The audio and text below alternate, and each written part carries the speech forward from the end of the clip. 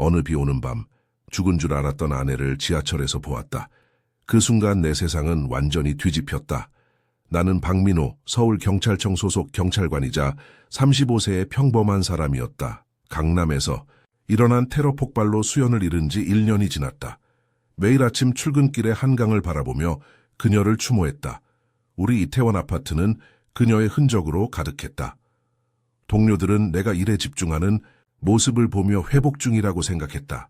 하지만 그들은 내 마음속 공허함을 알지 못했다. 그녀의 웃음소리가 귓게 맴돌며 잠 못 이루는 밤이 많았다. 경찰 배지는 나에게 유일한 의미가 되었다. 익명의 제보를 받은 그날은 평범한 화요일이었다. 지하철 2호선 조사를 위해 평범한 사복 차림으로 나섰다. 메시지는 간단했다. 오후 3시 강남역 테러 관련 정보. 열차가 도착하고 승객들이 쏟아져 나왔다. 내 시선은 자연스럽게 사람들을 훑었다.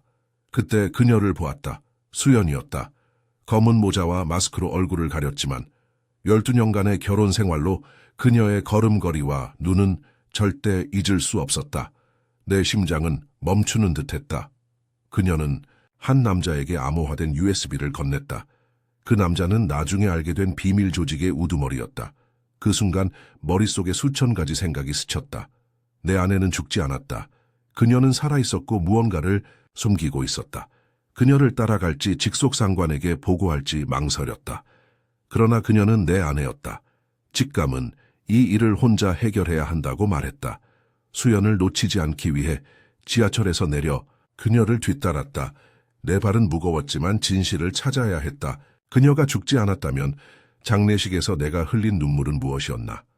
이태원의 복잡한 골목길을 통과하며 그녀를 놓치지 않으려 애썼다.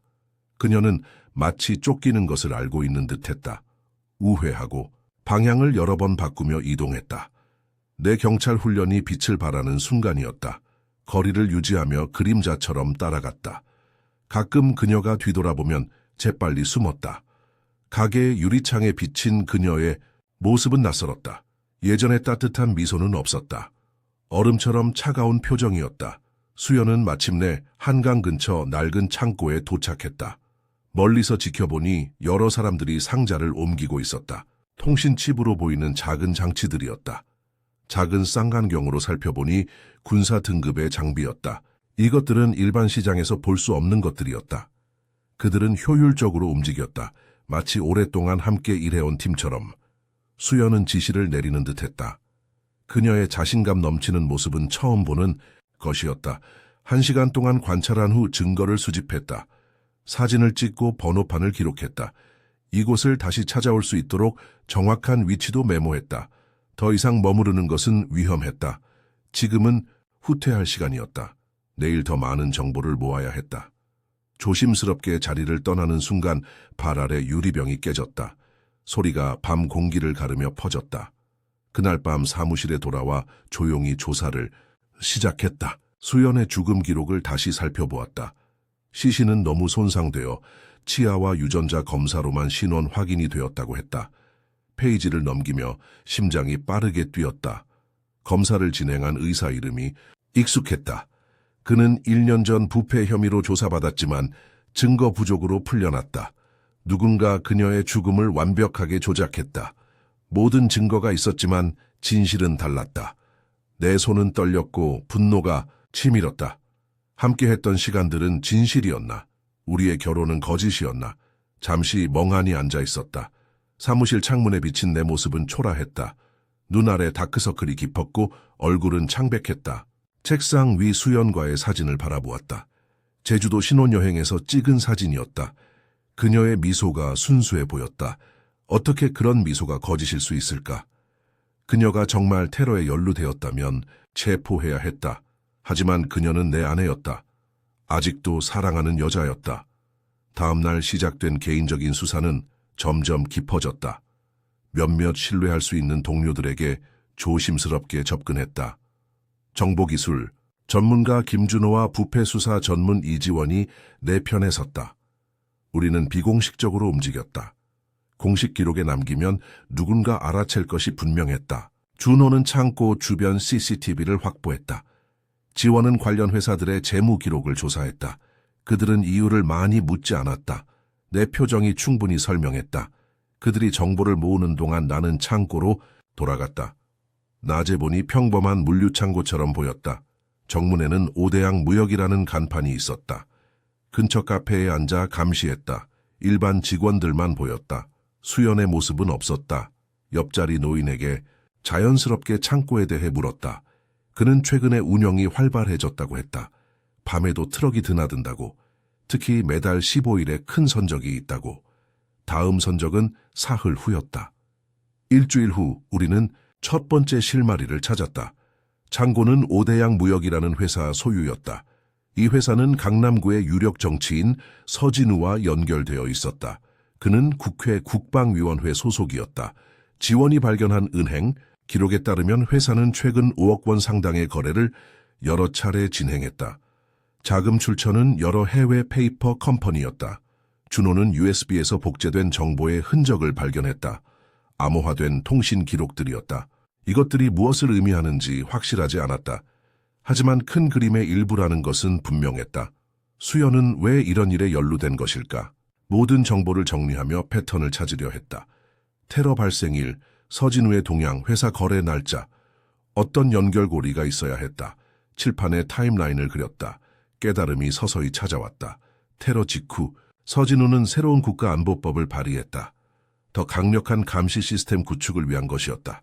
그리고 오대양 무역은 그 직후 설립되었다. 너무 우연이라고 하기엔 의심스러웠다. 동료들과 계획을 세우던 중 창문 밖 검은 차가 눈에 띄었다. 세 번째로 본 차였다. 누군가 우리를 감시하고 있었다. 지원은 서둘러 컴퓨터 화면을 껐다. 준호는 데이터를 안전한 서버로 옮겼다. 우리의 수사가 알려졌다는 의미였다. 정보 유출이 있었다. 경찰 내부에도 연루된 사람이 있을 가능성이 높았다. 더 조심해야 했다. 그날 밤 집으로 돌아가는 길에 검은 밴이 나타났다. 둘은 나에게 다가왔다. 나는 즉시 반응했다. 좁은 골목으로 도망쳤다. 그들은 집요하게 쫓아왔다. 체력은 나에게 유리했다. 모퉁이를 돌아 숨었다가 첫 번째 남자를 기습했다. 격투 끝에 한 명을 제압했지만 다른 한 명이 도망쳤다.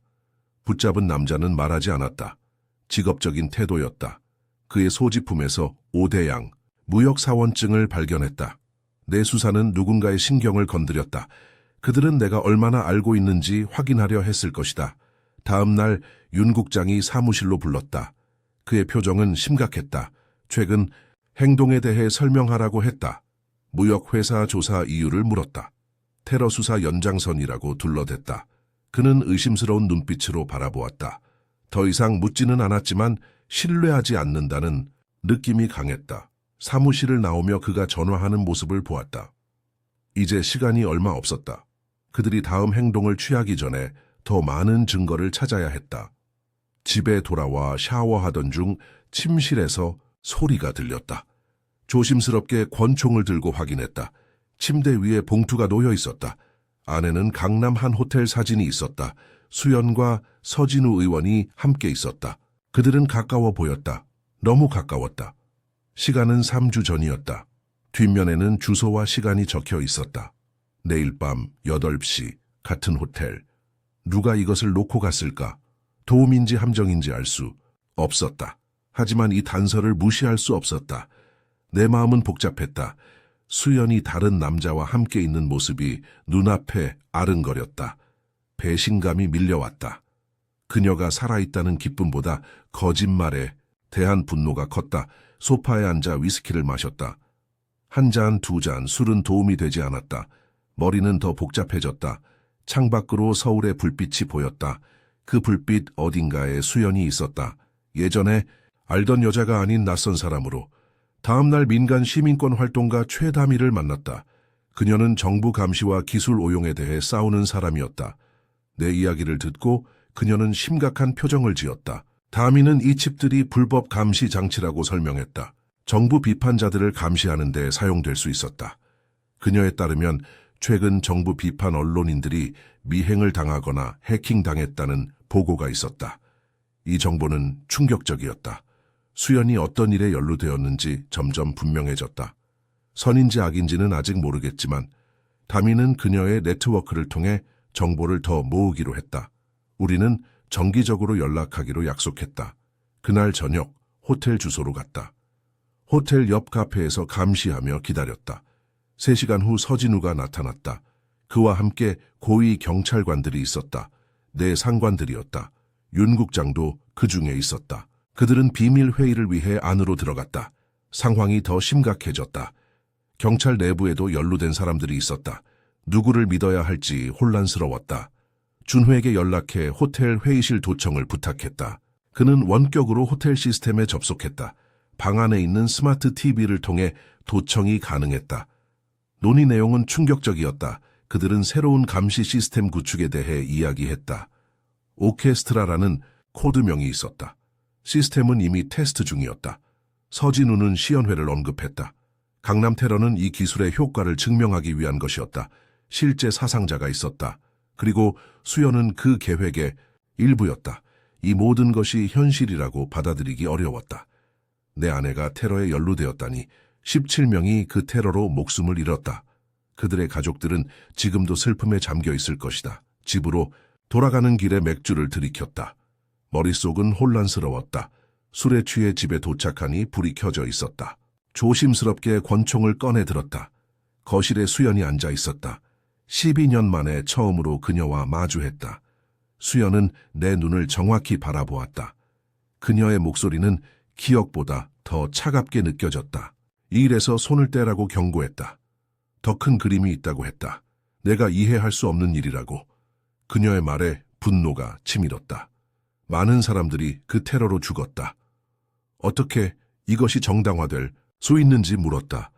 그녀는 대답 없이 창문으로 걸어갔다. 항상 그랬듯이 창밖을 바라보았다. 그 습관만은 여전했다. 수연은 조용히 말했다. 모든 것이 내가 생각하는 것과 다르다고. 자세한 설명은 지금 할 수 없지만 곧 알게 될 거라고. 그녀는 나에게 다가와 손을 잡았다. 그녀의 손은 차가웠다. 옛 기억이 물밀듯이 밀려왔다.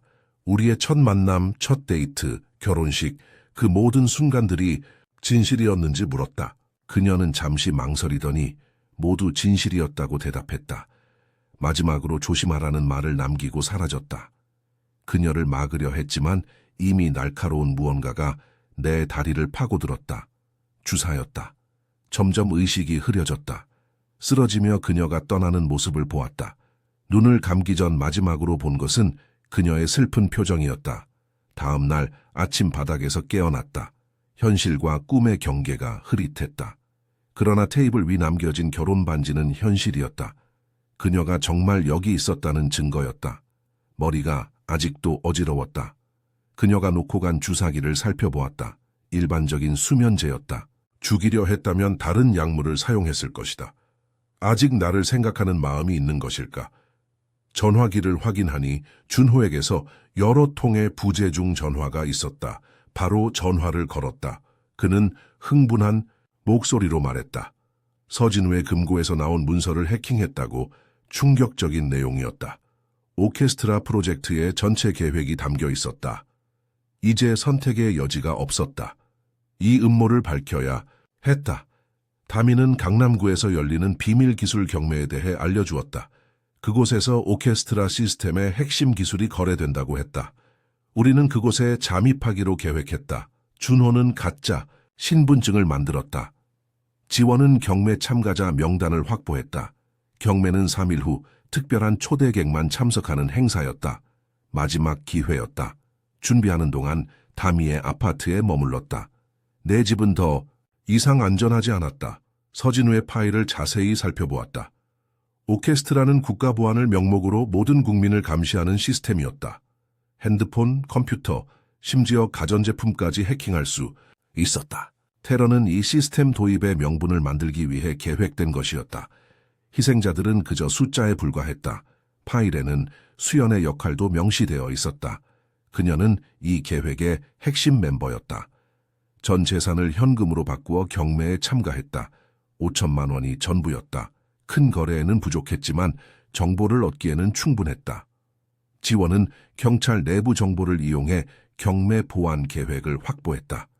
준호는 통신을 방해할 장치를 준비했다. 다미는 언론사 연락망을 구축했다. 우리는 모든 증거를 확보하면 즉시 공개할 준비를 했다. 경매 당일 고급 정장을 입고 호텔로 향했다. 가슴은 두근거렸지만 표정은 침착하게 유지했다. 호텔 지하에 위치한 공간은 고급스러웠다. 부유한 사업가들과 정치인들이 모여 있었다. 그들 사이에서 수연이 보였다. 그녀는 서진우 옆에 서 있었다. 그들은 친밀해 보였다. 가슴이 아팠다. 수연은 우아한 드레스를 입고 있었다. 내가 한 번도 보지 못한 모습이었다. 경매사는 다양한 기술을 소개했다. 감시 장비, 해킹, 도구 얼굴 인식 시스템. 마지막 품목은 수연이 지하철에서 전달했던 것과 같은 USB였다. 오케스트라 시스템의 핵심 알고리즘이라고 했다. 이것만 있으면 모든 디지털 장벽을 통과할 수 있다고. 국가 수준의 해킹 도구였다. 이런 것이 민간에 유출된다면 결과는 상상할 수 없었다. 입찰이 시작되었다. 가격은 1,000만 원에서 시작해 빠르게 5억 원까지 올랐다. 이것이 무엇인지 알아내야 했다. 무모하게 1억 원을 더 올렸다. 방안이 조용해졌다. 모든 눈이 나를 향했다. 수연의 눈이 나를 찾아냈다. 그녀의 표정이 변했다. 내가 거기 있을 거라 예상하지 못했던 것 같았다. 서진우가 또다시 가격을 올렸다. 10억 원이었다. 더 이상 경쟁할 수 없는 금액이었다. 결국 경매에서 졌지만 목적은 달성했다. 수연의 주의를 끈 것이다. 행사가 끝나고 사람들이 떠날 때 그녀를 따라갔다. 주차장에서 그녀를 붙잡았다. 대화할 시간이 필요하다고 말했다. 그녀는 저항하지 않았다. 근처 카페로 갔다. 그곳에서 그녀는 모든 것을 털어놓기 시작했다. 카페의 조용한 음악이 우리 대화의 배경이 되었다. 수연은 내가 알던 그녀가 아니었다. 그녀는 국가정보원 요원이었다. 우리의 결혼도 임무의 일부였다. 경찰 내부를 감시하기 위한 것이었다. 그녀의 말 한마디 한마디가 비수처럼 가슴을 파고들었다. 그러나 시간이 지나며 그녀는 진짜로 나를 사랑하게 되었다고 했다. 임무가 점점 고통스러워졌다고. 그녀의 고백이 계속될수록 내 세상은 무너져 내렸다. 모든 기억과 감정이 거짓이었다는 것을 받아들이기 어려웠다. 그녀는 테러가 정부 고위층에서 계획된 것이라고 했다. 처음에는 실제 피해 없이 진행될 예정이었다. 조작된 폭탄 위협으로 국민의 공포만 조성할 계획이었다. 그러나 서진우가 마지막 순간에 계획을 바꿨다. 진짜 폭발이 더 효과적이라고 판단했다. 수연은 이에 반대했지만 이미 늦었다. 그녀는 이 계획을 알게 되었고 막으려 했다. 그래서 그들은 그녀를 제거하려 했다.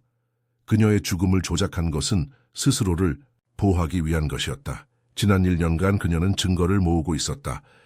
USB에는 모든 증거가 들어있었다. 그녀의 이야기가 진실인지 확신할 수 없었다. 하지만 그녀의 눈에서 진실을 보았다. 나를 사랑했다는 말이 거짓이 아니라는 것을. 내 마음은 복잡했다. 그녀를 미워해야 할지 도와야 할지. 그러나 분명한 것은 이 음모가 밝혀져야 한다는 것이었다. 많은 무고한 사람들이 죽었다.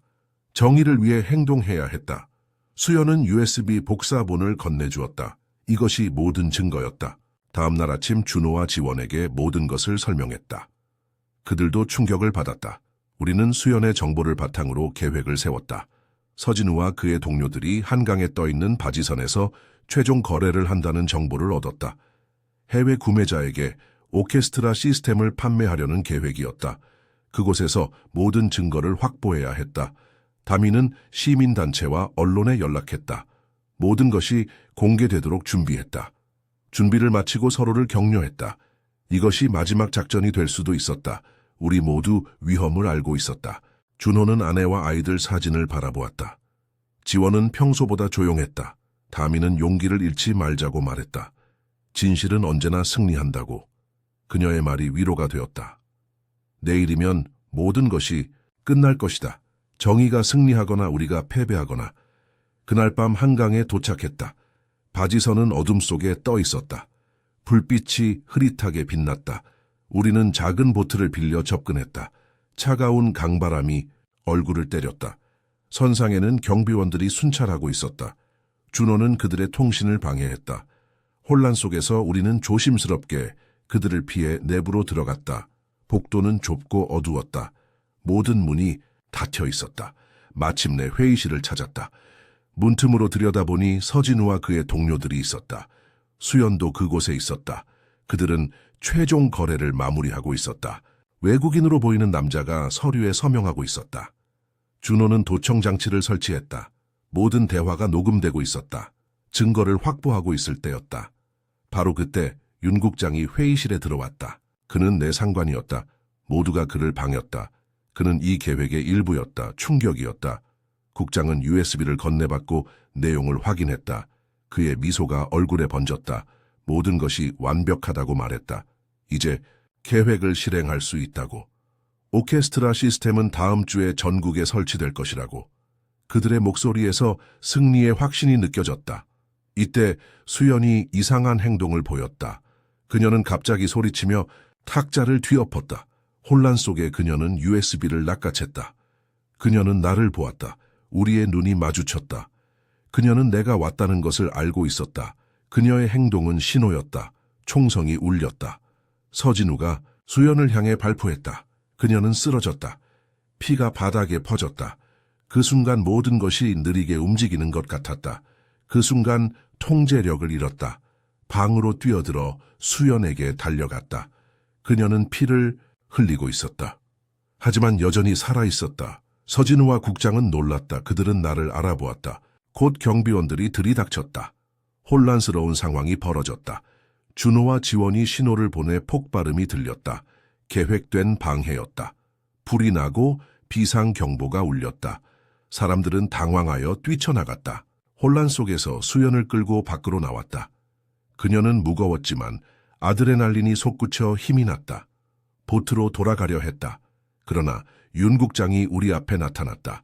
그의 총이 우리를 겨누고 있었다. 그는 이 모든 것이 국가 안보를 위한 것이라 말했다. 몇몇 희생은 불가피하다고. 그의 눈에는 광기가 있었다. 자신이 옳다는 확신에 가득 찬 눈이었다. 그때 수연이 움직였다.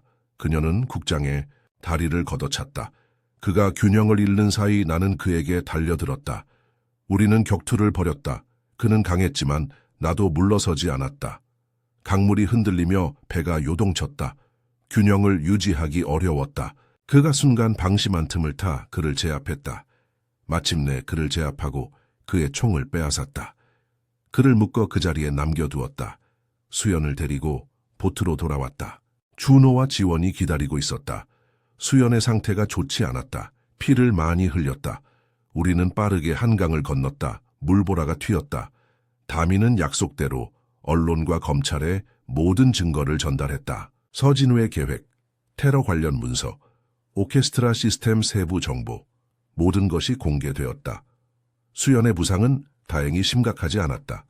그녀의 방탄복이 생명을 구했다. 우리는 안전한 장소로 이동했다.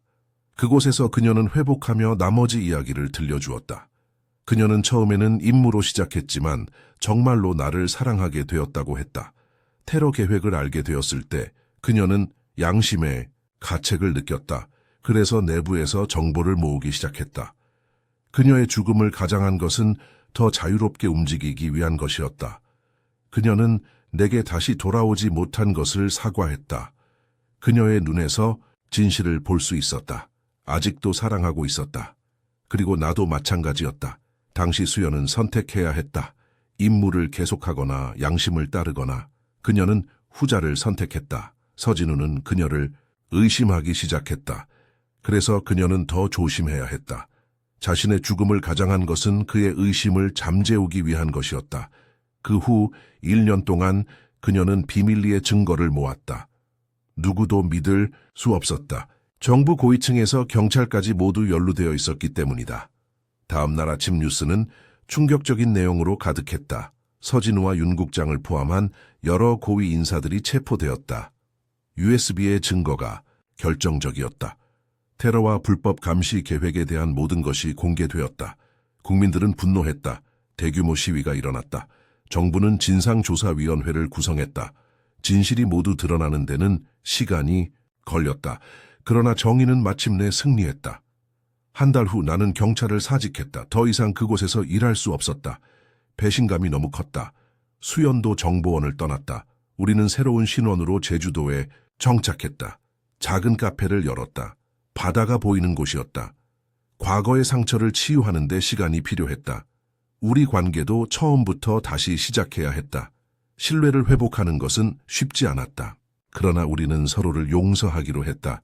수연은 매일 밤 악몽에 시달렸다. 그녀가 연루된 일로 죽은 이름 모를 희생자들의 얼굴이 그녀를 괴롭혔다. 나 역시 배신감과 분노를 완전히 떨쳐낼 수 없었다. 하지만 우리는 함께 이겨내기로 했다. 수연이 거짓으로 시작했지만 진실로 끝났듯이 우리의 두 번째 삶도 진실로 시작하기로 했다. 어떤 날은 웃음이 넘쳤고 어떤 날은 침묵만이 흘렀다. 하루하루가 치유의 과정이었다. 어느 날 저녁 해변을 거닐며 지난 일들을 되돌아보았다. 정의를 위해 싸웠지만 많은 것을 잃었다. 그럼에도 불구하고 진실은 밝혀졌다. 무고한 희생자들의 가족들은 마침내 진실을 알게 되었다. 그것만으로도 가치가 있었다. 수연의 손을 잡으며 생각했다. 때로는 가장 가까운 사람이 가장 큰 비밀을 품고 있다. 그리고 때로는 우리가 생각하는 정의와 진실이 다를 수 있다. 세상은 흑백이 아닌 회색지대가 더 많다. 지나가는 파도를 바라보며 삶도 파도와 같다는 생각이 들었다. 오르내림이 있고 때로는 거칠게 부서지기도 한다. 그러나 결국 바다로 돌아간다. 우리도 마찬가지다. 어떤 시련을 겪더라도 결국 서로에게 돌아온다. 수연과 나는 이제 새로운 시작을 했다. 과거는 잊지 않되 미래를 향해 나아가기로 했다. 진실이 우리를 자유롭게 했다. 여러분도 신뢰했던 사람에게 배신당한 경험이 있나요? 그리고 어떻게 그 상처를 극복했나요?